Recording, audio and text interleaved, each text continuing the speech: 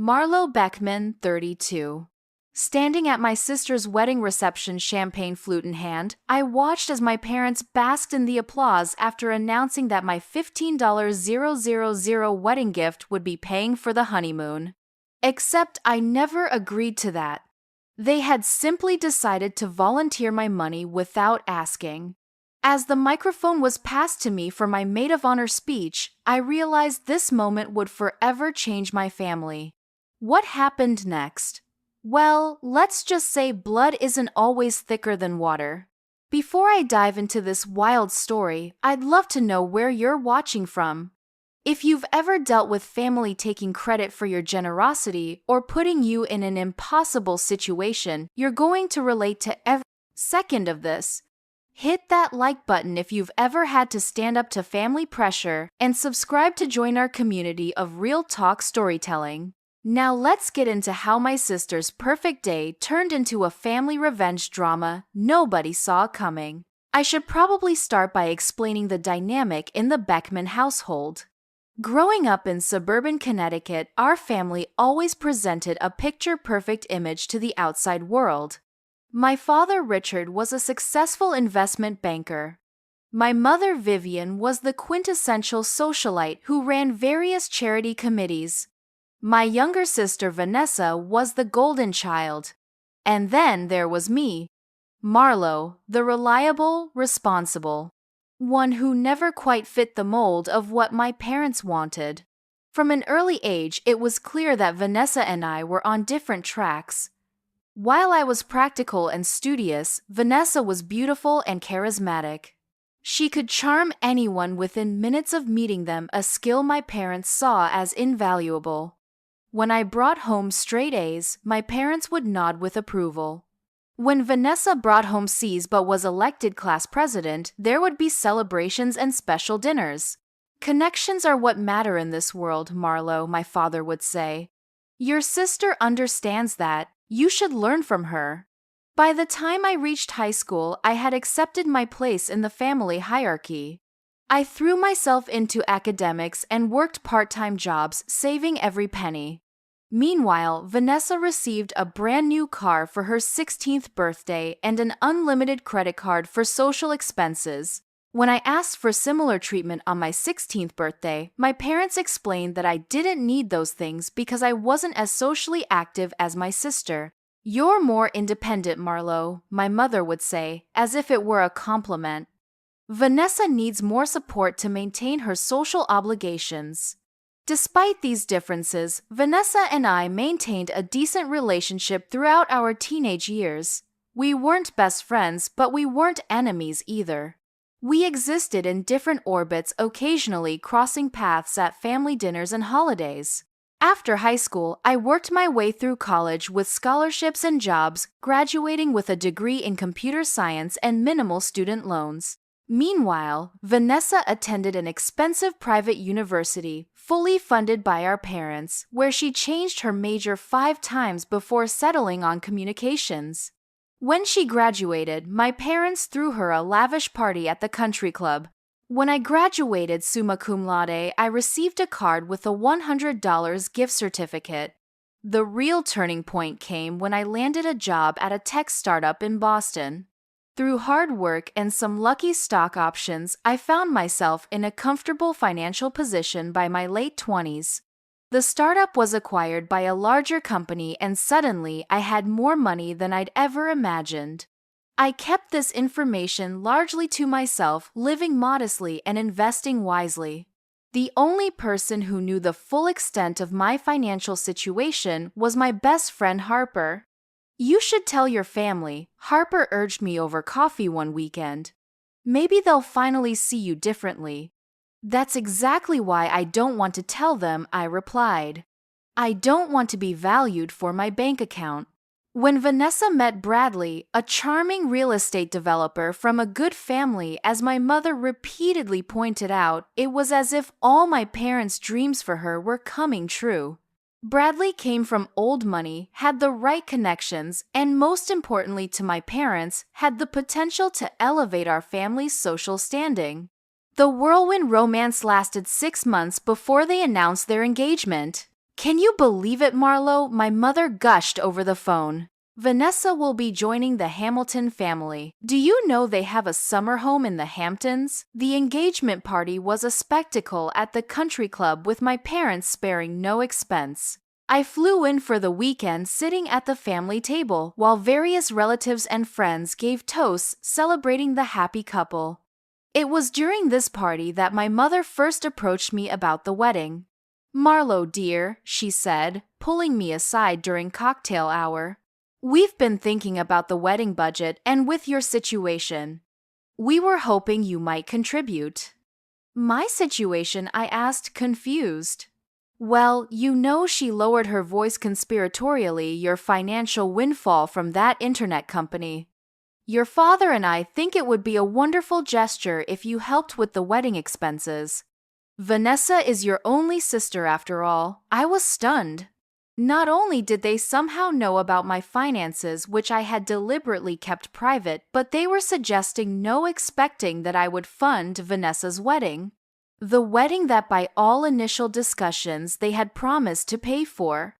I'll think about it, I replied non-committally, more to end the conversation than anything else.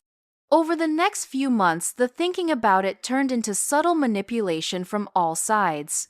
My mother would call with updates about wedding costs, sighing heavily about how they might have to cut corners on Vanessa's special day. My father sent emails with links to wedding venues, casually mentioning how the nicer ones were unfortunately outside our budget. Even Vanessa got in on it, texting me photos of elaborate floral arrangements and designer dresses with captions like "Dreaming big for my wedding." The pressure mounted, and eventually during a family dinner 3 months before the wedding, I reluctantly agreed to contribute $5,000, a sum I felt was generous but wouldn't drain my savings. My parents exchanged glances across the table, clearly disappointed. That's thoughtful, Marlo, my mother said, her smile tight. We were hoping for something more substantial. Given your circumstances. My circumstances are my business, I replied firmly. And $5,000 is what I'm comfortable giving. The dinner ended awkwardly, and I flew back to Boston the next morning feeling a mix of guilt and resentment. Why should I have to shoulder the cost of Vanessa's extravagant wedding when my parents had spent my entire life treating us so differently? In the weeks that followed, the wedding plans continued to escalate. The guest list grew from 150 to 250 people. The venue changed from a charming local winery to an exclusive country club. The flowers, the cake, the band, everything became more elaborate and consequently more expensive. 2 weeks before the wedding, during a final planning call with my mother, she casually mentioned that they had booked an all-inclusive honeymoon package for Vanessa and Bradley at a luxury resort in Bora Bora. It's $15,000, she said, as if discussing the weather. We've put it on our credit card for now, but we're counting on your contribution. What contribution? I asked, feeling my blood pressure rise. I agreed to $5,000 for the wedding, not the honeymoon. Marlo, my mother's voice turned cold. This is your sister's wedding. We've always known you were the practical one, but surely you can be generous just this once in your life. For Vanessa, I hung up the phone seething. The audacity of my parents to volunteer my money without my consent was infuriating. But little did I know that phone call was just the beginning of a wedding drama that would change our family forever. The morning of Vanessa's wedding dawned bright and clear, a perfect June day in Connecticut. I had flown in the previous afternoon and checked into a hotel near the venue, deliberately avoiding staying at my parents' house. I needed space and time to think about how I would handle the honeymoon situation. After a restless night, I arrived at the bridal suite at the country club where Vanessa and her 5 bridesmaids were already getting ready. The room was chaotic, makeup artists working their magic, hairstylists wielding hot tools, champagne flowing freely, and pop music blaring from a portable speaker. Marlo, Vanessa squealed when she saw me rushing over in her silk robe. Finally, I was beginning to think my maid of honor was going to miss all the fun. I forced a smile, hugging her back. Despite everything, she was still my sister, and today was her wedding day. I had decided to put aside the honeymoon issue until after the ceremony, not wanting to cause a scene before the main event. Wouldn't miss it, I replied, accepting the glass of champagne that was thrust into my hand by one of the bridesmaids. The next few hours passed in a whirlwind of activities. I helped Vanessa into her custom-designed gown, which I later learned cost more than my first car, arranged her cathedral-length veil, and organized the bridesmaids for pre-ceremony photos. All the while, I maintained a pleasant facade, though my mind was racing with thoughts about the impending honeymoon announcement. My parents flitted in and out of the bridal suite throughout the morning, my mother fussing over every detail and my father beaming with pride. Neither of them mentioned the honeymoon to me directly, though I caught my mother whispering to one of her friends about the amazing trip Marlo is giving to the newlyweds. During a rare moment alone with Vanessa, as the makeup artist stepped out to replenish her supplies, I decided to broach the subject. "Vanessa," I began cautiously, "I need to ask you something about the honeymoon." Her eyes lit up. "Oh my God, isn't it amazing? Bora Bora has been my dream destination forever. Those overwater bungalows, I'm going to have the most incredible Instagram content." "Did you know? Mom and Dad are telling people that I'm paying for it," I asked, watching her face carefully. A flicker of discomfort crossed her features before she rearranged her expression into one of innocence. "Well, aren't you, Mom?" said you offered. "She said you wanted to do something special for me since you've been so successful." The way she hesitated before saying successful told me everything I needed to know. There was a hint of resentment there, a suggestion that my financial stability was somehow unfair or undeserved. I agreed to contribute $5,000 to the wedding, I clarified. Not $15,000 for a honeymoon. Vanessa's perfectly contoured face fell slightly. "Oh. Well, I'm sure it was just a misunderstanding. You know how Mom gets with planning things." She quickly changed the subject, asking my opinion on which earrings she should wear, effectively closing the conversation. As the ceremony time approached, the bridal party assembled in the antechamber of the church. My parents joined us for final photographs, my mother adjusting Vanessa's veil and my father straightening his bow tie. They barely acknowledged me beyond a cursory nod, too caught up in the excitement of their favorite daughter's big day. Standing in line, waiting for the processional music to begin, I felt a tap on my shoulder. It was my father, his expression unusually serious. "Marlo," he said in a low voice, "your mother and I want to thank you for the honeymoon gift. It means a lot to Vanessa and to us. It shows real maturity on your part." Before I could respond, the wedding planner signaled that it was time to begin. My father squeezed my arm and moved away to take his position to walk Vanessa down the aisle. The ceremony itself was elegant and traditional. The church was decorated with thousands of white roses and peonies, candles flickered in antique holders, and a string quartet played classical music. I stood beside Vanessa at the altar, holding her bouquet during the exchange of vows, smiling for the photographer and playing my part perfectly. As I watched my sister and Bradley recite their promises to each other, I couldn't help but reflect on the promises within families, the unspoken expectations, the assumed loyalty, the presumed sacrifices. What did I owe Vanessa? What did my parents owe me? Where was the line between generosity and being taken advantage of? After the ceremony, as the wedding party gathered outside the church for more photographs, my mother pulled me aside her. A grip on my arm surprisingly strong. During the reception, she said, her voice low but firm, "We'll be announcing your gift to Vanessa and Bradley. We thought you might like to say a few words about it during your maid of honor speech." "Mom," I started, trying to keep my voice steady. "I never agreed to pay for the honeymoon. I don't know why you're telling people that I did." My mother's smile remained fixed, though her eyes hardened. "Marlo, please don't make a scene. Not today, everyone is already expecting it. The announcement is printed in the program. Sure enough, when she handed me a copy of the elegant wedding program, I saw it there in black and white. Following dinner, a special presentation of the honeymoon gift from maid of honor Marlo Beckman. My stomach dropped. They had backed me into a corner, publicly committing me to a gift I had never agreed to give. If I refused now, I would look petty and cruel, ruining Vanessa's wedding day. This isn't fair, I whispered, feeling a mix of anger and helplessness. Life isn't fair, dear, my mother replied smoothly. Sometimes we make sacrifices for the people we love. Surely you can do this one thing for your sister. As she walked away to join the rest of the family for photos, I stood there, program in hand, trying to process what had just happened. The audacity of it was breathtaking. They had manipulated me into a position where I had no choice but to comply or be seen as the villain. Or did I?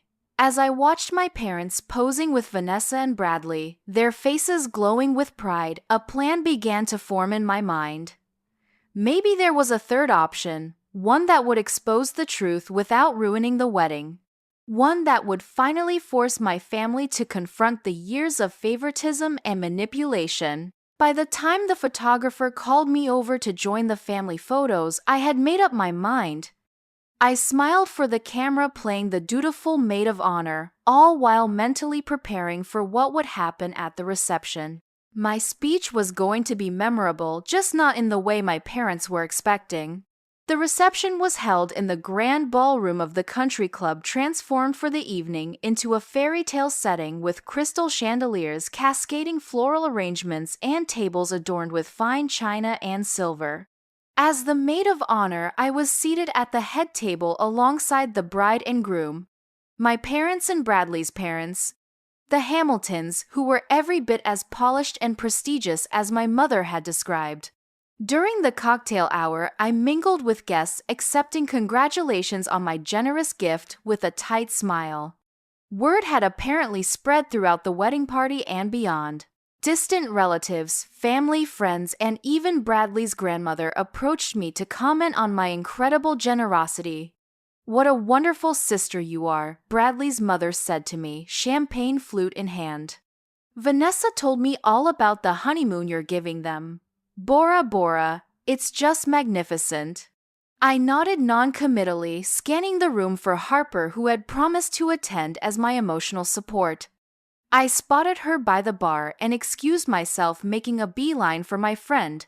"They did what?" Harper exclaimed after I explained the situation. "That's beyond manipulative, Marlo. It's practically extortion." "I know," I replied, taking a long sip of my drink. "And now I have to decide, do I go along with it to keep the peace, or do I stand up for myself and potentially ruin Vanessa's wedding?" Harper considered this for a moment. "What about a third option, something that makes your point without causing a scene?" "I'm working on it," I said, my mind still turning over possibilities. "The speech is my only opportunity. I need to find a way to set the record straight without turning into the villain of the day." Our conversation was interrupted by the wedding planner announcing that dinner was about to be served. I returned to the head table, where my father was deep in conversation with Bradley's father about golf handicaps, and my mother was showing Vanessa's wedding ring to Mrs. Hamilton. Throughout the four-course dinner, I picked at my food, my appetite diminished by anxiety about what was to come. The reception was running smoothly. The band played elegant background music, waiters circulated with wine refills, and guests laughed and chatted at their tables. From the outside, it was the perfect society wedding, exactly what my parents had always wanted for Vanessa. As dessert was being served, the wedding planner approached our table and whispered something to my father. He nodded, stood up, and clinked his knife against his crystal glass to get everyone's attention. The room gradually quieted as hundreds of eyes turned toward our table. "Ladies and gentlemen," my father began, his voice carrying across the ballroom. "Vivian and I want to thank you all for joining us on this joyous occasion to celebrate Vanessa and Bradley's union.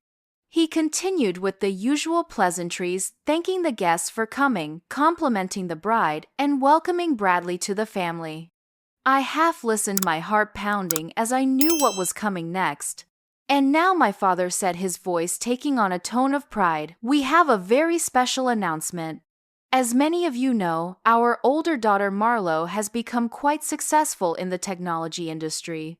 There were murmurs and nods from the audience. I felt my face grow hot as all eyes turned to me. "Marlo has always been the practical one in the family," he continued, eliciting polite laughter. "But today, she has shown extraordinary generosity. I'm delighted to announce that as her wedding gift to Vanessa and Bradley, Marlo is sending them on an all-expenses-paid honeymoon to Bora Bora." Applause erupted around the room. Vanessa clasped her hands in exaggerated delight as if this were the first she'd heard of it. Bradley nodded appreciatively in my direction. My mother beamed with satisfaction. "And now," my father concluded, "I'd like to invite Marlo to say a few words as she presents this incredible gift to the happy couple." He handed me the microphone, his eyes conveying a clear message: "Don't mess this up."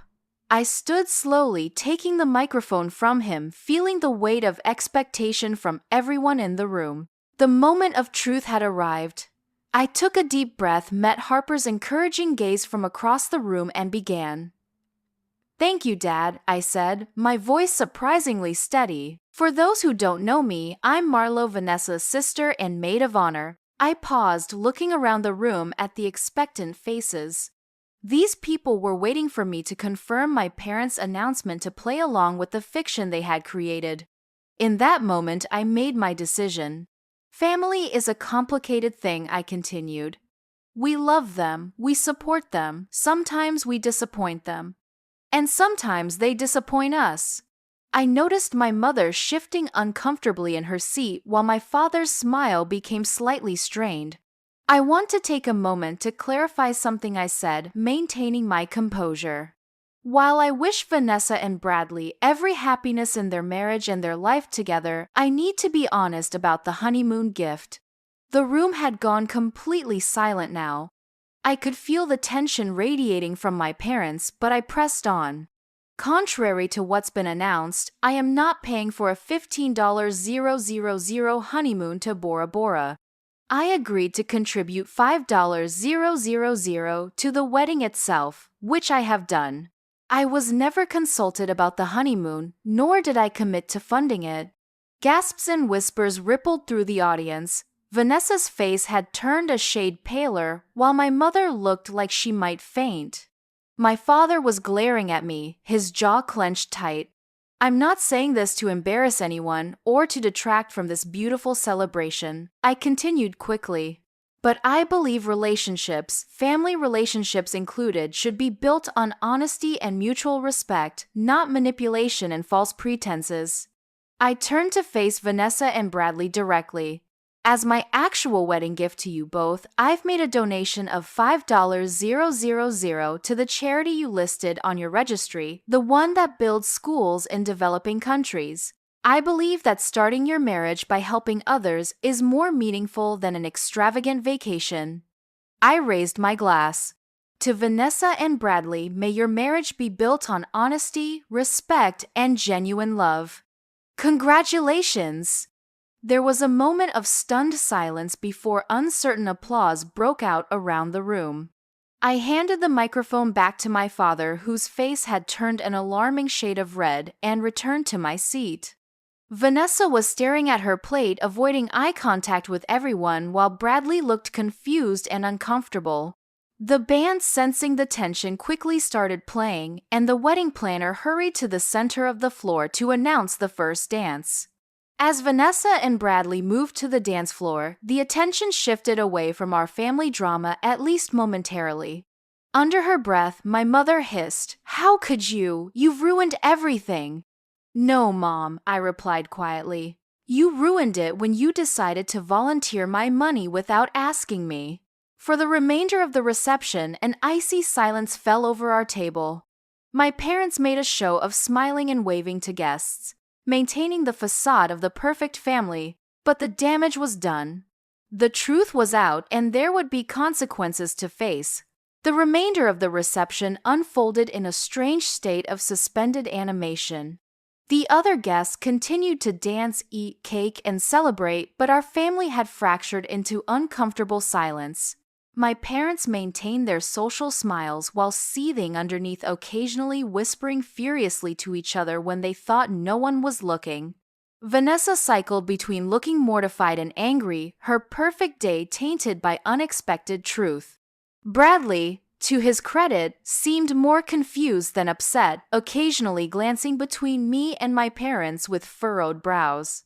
Harper made her way to my side as soon as she could, sliding into an empty chair next to me at the head table. "You okay?" she asked, quietly squeezing my hand under the table. Surprisingly, yes, I replied, realizing it was true.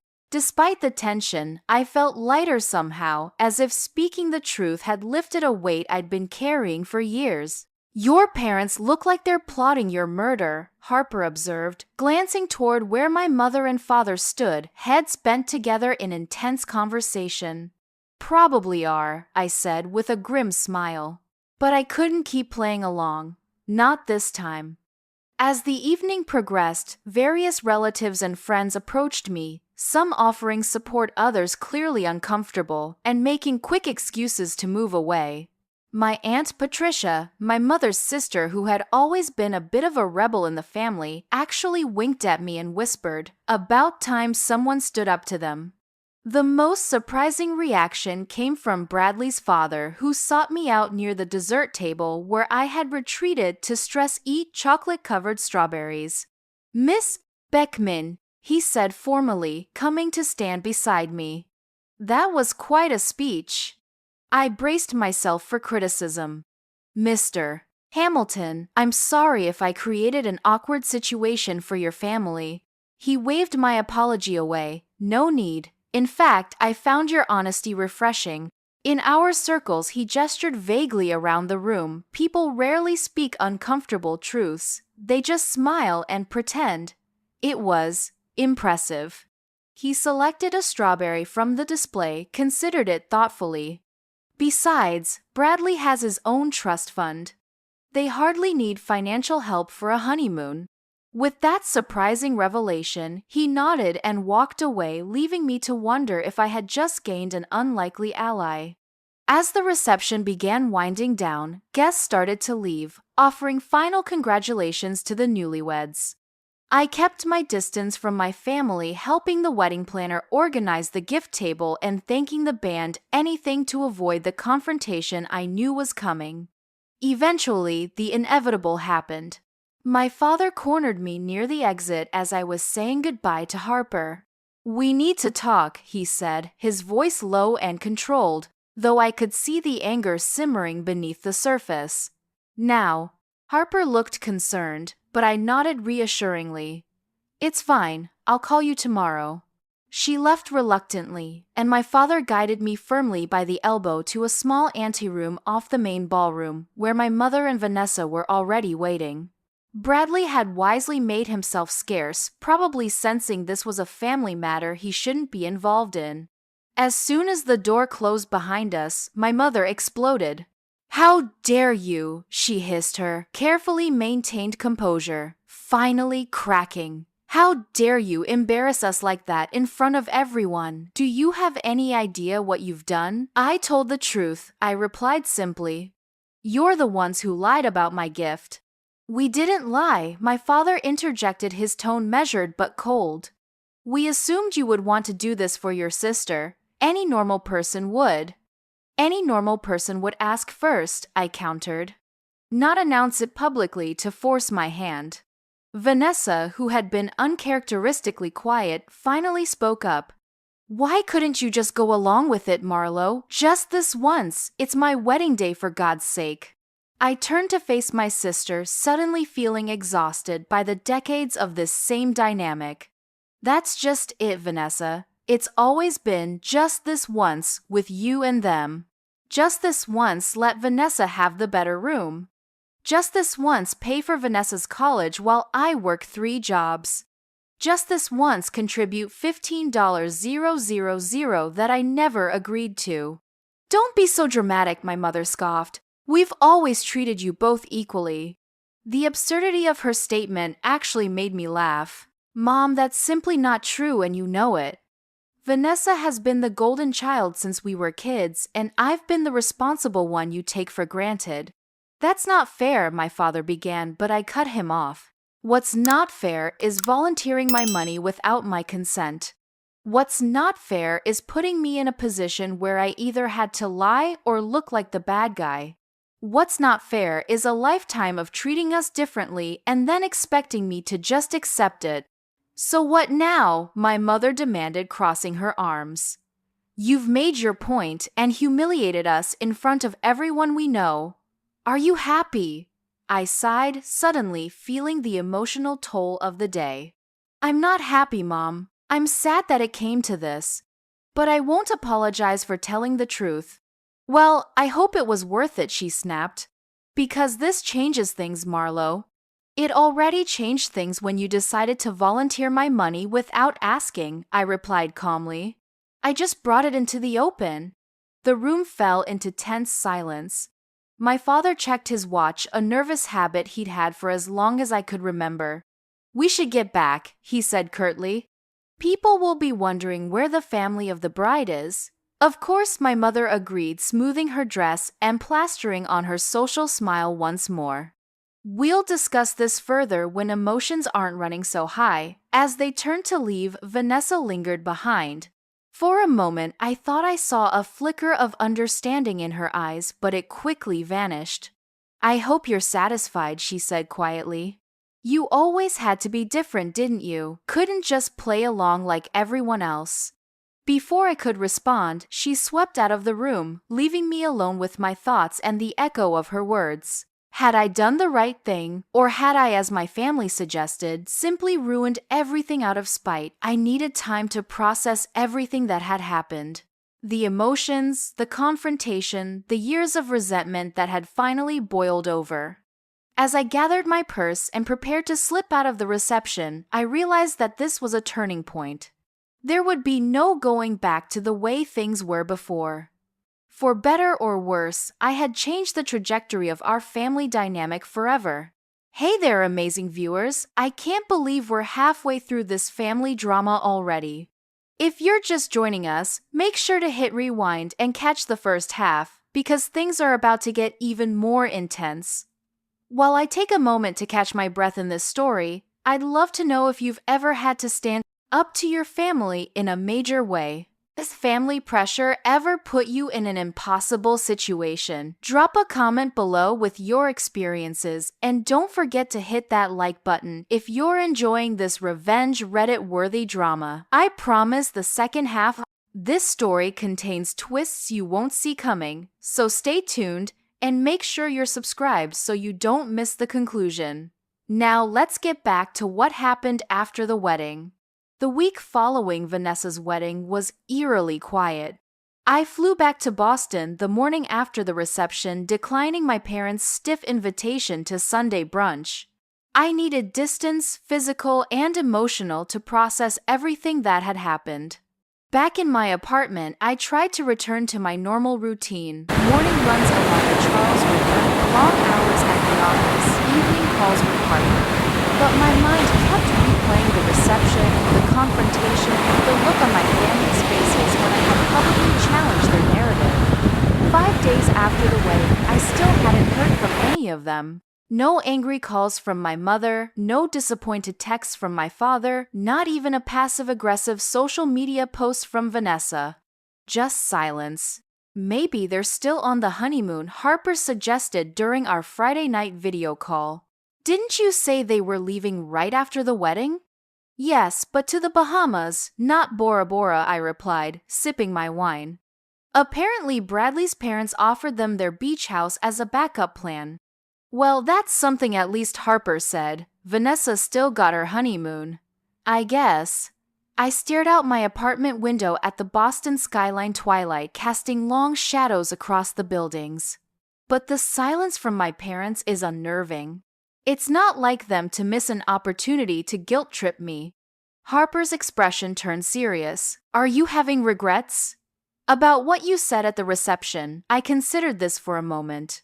No, not regrets exactly. I meant what I said. But I keep wondering if there was a better way to handle it. A way that wouldn't have created this chasm. The chasm was already there, Marlo Harper pointed out gently. You just stopped pretending it wasn't. That night, I dreamt of my childhood home walking through empty rooms calling for my family only to find they had moved out without telling me. I woke up at 3 a.m. unsettled and restless. On impulse, I checked my email, something I rarely did in the middle of the night. There, sitting in my inbox with a timestamp of 2:47 a.m. was an email from Vanessa. The subject line read simply, "We need to talk." The email itself was brief back from honeymoon. Parents are furious but won't discuss what happened. Bradley thinks you were right. I don't know what to think. Can we meet? Just us? I stared at the screen, rereading the message several times. Bradley thought I was right, that was unexpected. And Vanessa wanting to meet without our parents, that was even more surprising. In our entire adult lives, we had never sought out one-on-one time together. I replied immediately suggesting we meet the following weekend. I offered to fly to Connecticut, but Vanessa countered that she would come to Boston instead. Need space from mom and dad, she wrote. Their house feels suffocating right now. That was a sentiment I understood all too well. The following Saturday, I met Vanessa at a quiet cafe near the public garden. It was a beautiful autumn day, the trees just beginning to show hints of gold and crimson. I arrived early, securing a table in the corner that offered some privacy. When Vanessa walked in, I was struck by how different she looked from the radiant bride of 2 weeks ago. She seemed smaller somehow, her designer clothes hanging a bit loose, dark circles visible under her eyes despite careful makeup. Hey, she said, simply sliding into the chair across from me. Hey yourself, I replied, pushing a cappuccino toward her. I ordered for you. Still, take it with an extra shot. She looked surprised that I remembered nodding as she wrapped her hands around the warm mug. Thanks. For a few moments, we sat in awkward silence, neither quite knowing how to begin. Vanessa finally broke the ice. So she said, stirring her coffee absently. That was quite a wedding speech. I couldn't tell from her tone if she was angry or amused. Not exactly what mom and dad had in mind, I admitted. No kidding. She almost smiled before her expression grew serious again. Why didn't you just tell me about the honeymoon thing, I mean, before the reception? I tried to, I reminded her. That morning in the bridal suite. You brushed it off. Vanessa winced slightly. Right. I guess I did. She took a sip of her cappuccino. I wasn't trying to be dismissive. I didn't want anything to go wrong that day. And I ruined it, I said, voicing what I assumed she was thinking. To my surprise, she shook her head. No, that's not what I was going to say. Actually, she hesitated then, continued, Bradley thinks what you did was brave. He had no idea about the honeymoon situation. Mom and Dad told him it was all arranged with your blessing. This revelation didn't surprise me, but it was validating to hear. And what do you think? I asked carefully. Vanessa sighed her shoulders, slumping slightly. Honestly, I'm confused. Part of me is upset because it was my wedding day and there was this awkward moment that everyone is still talking about. I nodded, understanding that perspective. But another part of me, she continued, her voice dropping lower, another part of me gets it. What mom and dad did wasn't fair to you, and it's made me think about other things. What other things? I prompted when she didn't elaborate. Just patterns, I guess. She looked up, meeting my eyes directly for perhaps the first time in years. Bradley pointed some things out during the honeymoon, about how differently mom and dad have always treated us. I don't think I ever really saw it before. Or maybe I didn't want to see it. I was stunned by this admission. For so long, I had assumed Vanessa was completely oblivious to the favoritism, happily accepting her golden child status without questioning it. It was easier not to see it, I said gently, understanding suddenly flooding through me. You didn't create the dynamic, but I benefited from it, she acknowledged, a new self-awareness in her voice. And I never questioned it. That makes me complicit, doesn't it? I reached across the table and covered her hand with mine. We were kids, Vanessa. We both just played the roles we were assigned. She nodded slowly, blinking back unexpected tears. Mom and Dad are furious, you know. They keep talking about how you betrayed the family and humiliated them in front of everyone. But they won't actually discuss what they did announcing the gift without your permission. That sounds like them, I said, unsurprised. Focusing on the reaction, not the action that caused it. Bradley's parents know the truth, Vanessa added. Apparently, his father thought your speech was refreshingly honest. That's made Mom even more upset. We both smiled at that, a moment of genuine connection between us. So, what happens now? I asked. With you and me, I mean. Vanessa considered this, taking another sip of her coffee. I don't know exactly, but I'd like to try something different. Maybe actually get to know each other as adults outside of the roles Mom and Dad created for us. It was more than I had hoped for when I'd agreed to this meeting. I'd like that, I said sincerely, and with Mom and Dad. She trailed off, her expression troubled. That's more complicated, I acknowledged. They want me to take their side, Vanessa admitted, to be angry with you. But I don't think I can do that anymore. Not now that I'm starting to see things differently. As our conversation continued, something shifted between us, a lifetime of competition and distance beginning to give way to the possibility of a real relationship. We talked for hours, sharing perspectives and memories, each of us seeing our shared childhood through new eyes. By the time we parted that afternoon, hugging goodbye on the sidewalk outside the cafe, I felt a cautious optimism. My relationship with Vanessa wasn't magically fixed, but for the first time, it felt like we were both willing to try building something authentic. My parents, however, would prove to be a much more difficult challenge. 3 weeks after my meeting with Vanessa, I received a formal email from my father.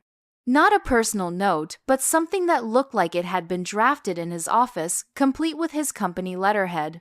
Marlo, your mother and I feel it is time to address the unfortunate incident at Vanessa's wedding. We will be in Boston next weekend for the Hamilton family's charity gala. We expect you to join us for brunch on Sunday at 11 a.m. at the Four Seasons to discuss how we move forward as a family. Please confirm your attendance. No apology, no acknowledgement of their role in what happened, just an expectation that I would show up as commanded and presumably apologize for my behavior. It was so characteristic of my parents that I almost laughed. After discussing it with Harper, I decided to accept the invitation. Not because I was ready to apologize, but because avoiding the conversation wouldn't resolve anything. I replied with a simple confirmation, and spent the next few days mentally preparing for the confrontation. Sunday arrived bright and crisp, the kind of perfect autumn day that Boston does so well. I dressed carefully in a tailored pantsuit that projected confidence armor for the battle ahead. When I arrived at the restaurant, my parents were already seated, my mother elegant as always in Chanel, my father distinguished in a cashmere blazer, the picture-perfect couple. Marlo, my mother greeted me with air kisses, her smile not quite reaching her eyes. You look well. Thanks, I replied, taking my seat. How was the gala? Lovely, my father said briskly. The Hamiltons know how to host. Bradley's mother asked after you actually. I nodded, unsurprised. According to Vanessa, Mrs. Hamilton had taken a liking to me after the wedding, impressed by what she called my backbone. A waiter appeared to take our orders, providing a momentary reprieve from the tension. Once he departed, my father cleared his throat, folding his hands on the table in what I recognized as his business meeting pose. Let's address the elephant in the room, he began.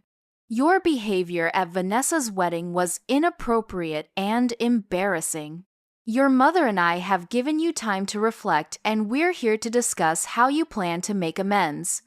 I took a sip of water, using the moment to collect my thoughts. I'm curious, Dad. What exactly do you think I need to make amends for telling the truth? My mother's expression tightened. Don't be deliberately obtuse, Marlo. You humiliated us in front of our entire social circle. By clarifying that I hadn't agreed to pay for a $15,000 honeymoon that you announced without my permission, I kept my voice level. I think the humiliation was self-inflicted. This attitude isn't helpful, my father snapped. We expected more maturity from you. I almost laughed at the irony. Maturity would have been asking me before announcing my gift. Maturity would be acknowledging your part in this instead of putting all the blame on me. We shouldn't have had to ask, my mother interjected. Any normal sister would want to do something special for her sibling's wedding, especially given your financial situation. My financial situation is the result of my hard work, I replied, feeling my temper flare despite my best efforts. And it doesn't obligate me to fund Vanessa's fantasies or yours. My father's jaw tightened. This isn't just about the money, Marlo. It's about loyalty, family loyalty. Loyalty goes both ways, I countered. Where was your loyalty to me when you put me in that impossible position? When you printed the announcement in the program without my consent, when you've consistently favored Vanessa our entire lives, that's ridiculous, my mother scoffed. We've never played favorites. I stared at her in disbelief. Mom, you paid for Vanessa's entire college education while I worked 3 jobs to pay for mine. You gave her a car for her 16th birthday while I got driving lessons. You threw her a lavish graduation party while I got a gift card. How can you possibly claim you don't play favorites? My parents exchanged uncomfortable glances, clearly unused to being challenged so directly. Your sister had different needs, my father said stiffly. You were always more independent. I was independent because I had to be, I replied. You never gave me another option. The conversation paused as our food arrived. We ate in tense silence for a few minutes, the clink of silverware against fine china the only sound at our table. Finally, my mother spoke. Vanessa tells us you two have been talking. There was a question in her statement along with something that sounded almost like worry. We have, I confirmed. It's been illuminating for both of us. What exactly does that mean? My father demanded. It means we're both adults now, figuring out what kind of relationship we want to have separate from the roles you assigned us. My mother set down her fork with a sharp click. I don't like what you're implying, Marlo. We've only ever wanted what's best for both of you. I believe you think that's true, I said carefully.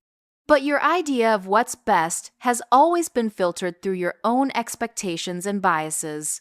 You decided early on that Vanessa was the social butterfly who needed support and I was the responsible one who could fend for herself. You never asked if those roles fit us or if they were what we wanted. My father's expression had grown thoughtful, which surprised me. I had expected more defensiveness. And what do you want now? He asked, his tone more measured than before. It was a question they had rarely if ever asked me. I took a moment to consider my answer carefully. I want to be seen for who I actually am, not who you've decided I should be. I want my boundaries to be respected. I want acknowledgement of the ways you've treated Vanessa and me differently. And honestly, I want an apology for what happened at the wedding. My mother looked ready to object, but my father placed a hand over hers, stopping her. And if we can't give you all of that, he asked quietly, then we'll have a very limited relationship going forward, I replied, feeling a surprising calm as I set this boundary. I'm not 22 anymore, desperate for your approval and willing to accept whatever scraps of attention you offer. I have a good life, good friends, and now potentially a better relationship with my sister. I'd like to have a healthy relationship with my parents too, but not at the cost of my self-respect. My words hung in the air between us. My mother looked away, blinking rapidly, while my father studied me with an expression I couldn't quite read. "You've changed," he said finally. "I've grown up," I corrected him. "There's a difference." The remainder of brunch passed in a strange détente. We didn't resolve everything. Decades of family dynamics couldn't be unwound in a single meal, but something had shifted. I had stood my ground without anger or bitterness, simply stating my truth and my needs. As we prepared to leave, my father surprised me by asking if I would join them for Thanksgiving. "Vanessa and Bradley will be there," he added almost awkwardly. "She mentioned wanting you to come." I hesitated, weighing the invitation. "I'll think about it," I said honestly.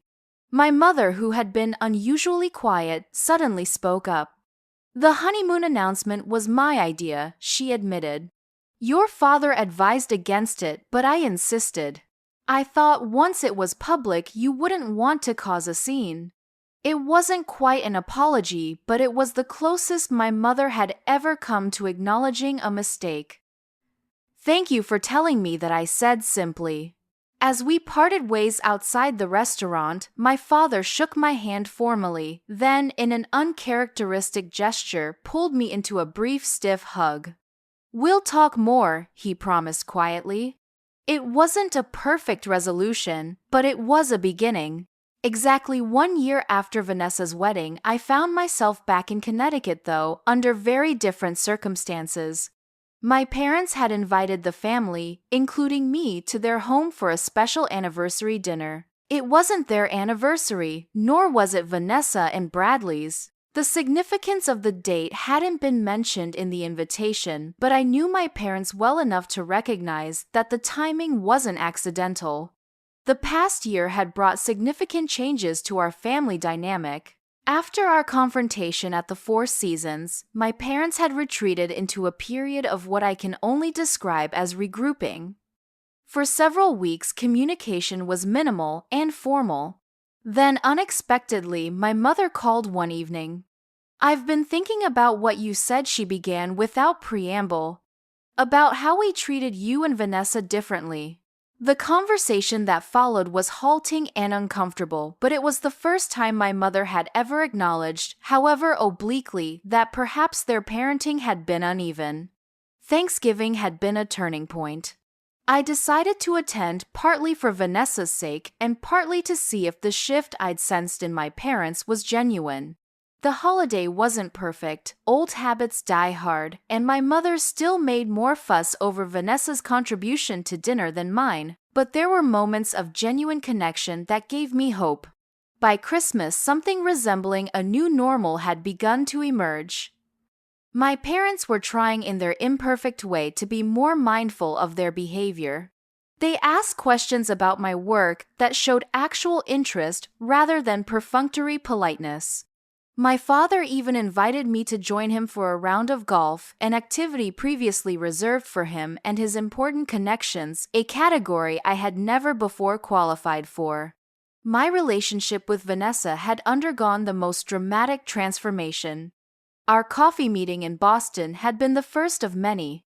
We started with monthly video calls, which gradually increased in frequency as we discovered that, freed from the competitive dynamic our parents had fostered, we actually enjoyed each other's company. She was funnier and more insightful than I had given her credit for, and she claimed to be impressed by my stealth badassery, as she called it. Now, as I pulled into my parents' driveway, I felt a mix of emotions, cautious optimism, tempered by the knowledge that family healing is rarely linear or complete. Vanessa's car was already there, and I spotted her and Bradley in the garden, cocktails in hand, laughing with my father as he manned the grill, a rare sight as he usually considered cooking beneath him. "There she is," Vanessa called, waving enthusiastically as I approached. She hurried over to hug me, whispering in my ear, "Brace yourself. Mom's being weird and sentimental." I laughed, returning her hug. "Thanks for the warning." My mother emerged from the house carrying a tray of appetizers, her face lighting up when she saw me. Marlo, perfect timing. The greeting was warm without the undercurrent of evaluation I was accustomed to. Small progress, but progress nonetheless. Dinner was served on the patio the summer evening, perfect for alfresco dining. The conversation flowed more easily than I could remember at any family gathering, touching on Bradley's work, Vanessa's new interior design business, and my recent promotion. My parents seemed genuinely engaged, asking questions without immediately shifting the focus back to themselves or Vanessa, as had been their habit. As dessert was served, my mother's famous strawberry shortcake, my father tapped his glass gently with his spoon. "I want to propose a toast," he announced, standing. We all raised our glasses, exchanging curious glances. My father wasn't typically one for spontaneous speeches outside of formal occasions. 1 year ago today, he began confirming my suspicion about the date's significance. Our family experienced what I would call a necessary disruption. Vanessa caught my eye across the table, raising an eyebrow. I shrugged slightly, equally surprised by this frank acknowledgement. At Vanessa's wedding, my father continued, Marlo had the courage to speak an uncomfortable truth that the rest of us weren't ready to hear. At the time, it felt like a betrayal. With the benefit of hindsight, I now recognize it as an act of integrity. My mother reached over to squeeze his hand, nodding in agreement, a gesture that would have been unthinkable a year ago. The past year hasn't been easy, my father acknowledged. Confronting long-established patterns rarely is. But I believe our family is stronger for it, more honest, more real. He turned to face me directly. Marlo, your mother and I owe you an apology. A public one, given that our error was public. We put you in an impossible position at Vanessa's wedding, and when you refused to play along, we blamed you instead of examining our own behavior. I felt a lump form in my throat, unprepared for this level of directness from my father.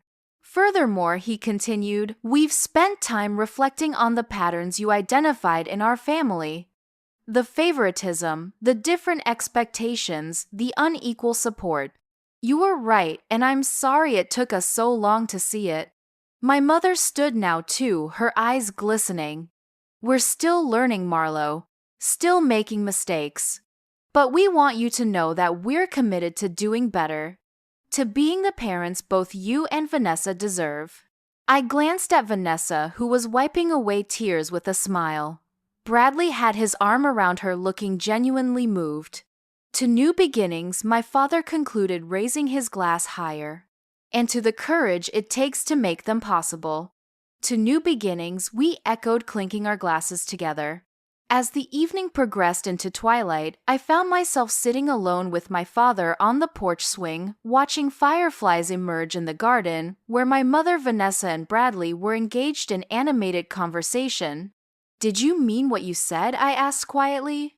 About the apology, my father nodded, his gaze still on the garden. Every word. It wasn't easy to admit, but it was necessary. He turned to look at me. You know, for years I convinced myself we were doing the right thing. That Vanessa needed the extra attention and you were fine on your own. It was easier than acknowledging the imbalance. I understand, I said, surprised to find that I genuinely did. Parenting doesn't come with a manual, he chuckled softly. No, it doesn't, but that's no excuse for not listening when your child tells you you're hurting them. He hesitated, then added, I'm proud of you, Marlo. Not just for your professional success, but for your integrity. For refusing to compromise your principles, even when it would have been easier. It was perhaps the most genuine compliment my father had ever given me, and I felt its impact deeply. Thank you, I said, simply, words inadequate for the moment. As we rejoined the others, watching my mother and Vanessa laughing together, I reflected on the journey of the past year. The family drama that had exploded at the wedding had ultimately led to healing that might never have happened otherwise. Sometimes it takes a moment of painful truth to break down the walls of pretense and create space for something more authentic to grow. The irony wasn't lost on me. My parents had announced a gift from me that I never agreed to give, but in standing up for myself, I had inadvertently given our family something far more valuable than money, a chance at genuine connection. Wow, what an incredible journey this has been. I hope you've enjoyed following Marlowe's story of family drama and eventual healing. I'd love to know if any of you have experienced similar family dynamics or had to stand up for yourselves in difficult situations. What life lessons have your family conflicts taught you? Please share your thoughts in the comments below. And if this story resonated with you, don't forget to hit that like button, subscribe to my channel for more authentic family stories, and share this video with someone who might need to hear that standing up for yourself can sometimes be the best gift you can give your family. Thank you so much for watching this family revenge story all the way through. I appreciate each and every one of you, and I'll be back next week with another compelling tale of family relationships and personal growth.